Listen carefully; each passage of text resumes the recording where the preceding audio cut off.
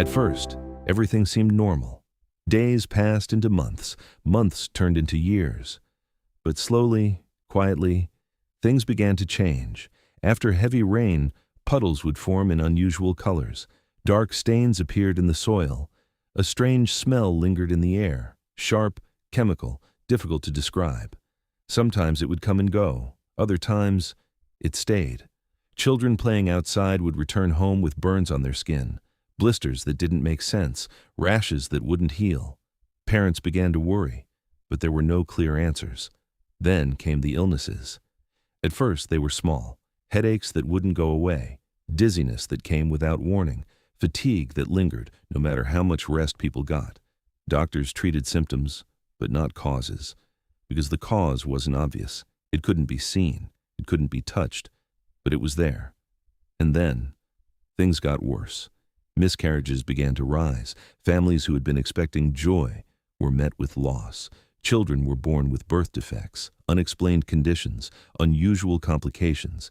Cancer rates began to climb, quietly at first, then noticeably, then alarmingly.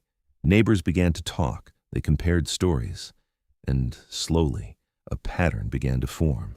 The ground itself had become toxic. Chemicals buried decades earlier were no longer contained. They had begun to leak, seeping upward through the soil, into basements, into the air, into the water, into everything, invisible, silent, relentless. Inside their homes, families began to notice changes. Walls stained in strange patterns, basements filled with chemical smells, floors that felt damp, even when it hadn't rained. It wasn't just outside anymore. It was everywhere. It was inside. Some residents tried to ignore it. They told themselves it would pass, that it was nothing serious. But others couldn't ignore what they were seeing, or what they were feeling, or what was happening to their children. One mother began asking questions. She noticed something others hadn't fully connected yet. Her child's school was built directly on top of the buried waste, the place where children learned, played, and spent their days, was sitting on toxic ground. She couldn't ignore that. She wouldn't ignore that. She started knocking on doors, talking to neighbors, asking them what they had experienced, what they had noticed, what they had lost. Story after story began to surface.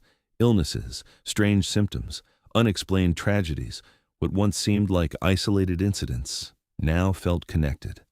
She organized meetings, gathered families together, encouraged them to speak, to share, to demand answers, because something was wrong, and it was getting worse.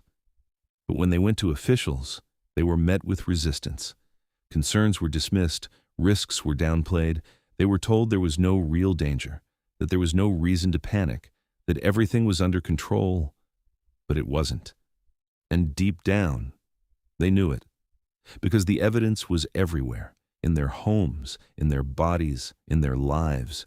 People were getting sick, children were suffering, families were breaking, and no one in power seemed willing to admit why. Eventually, the truth could no longer be hidden. Investigations began. Tests were conducted, samples were taken, and what they found confirmed the worst fears. More than 20,000 tons of toxic waste had been buried beneath the community. Chemicals that should have been isolated had spread. They had never disappeared. They had simply been waiting, slowly leaking into everything. The realization changed everything.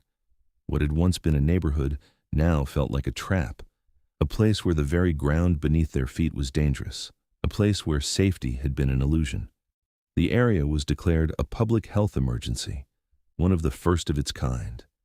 Families were told to leave, homes were abandoned, streets once filled with life became empty, silent, still.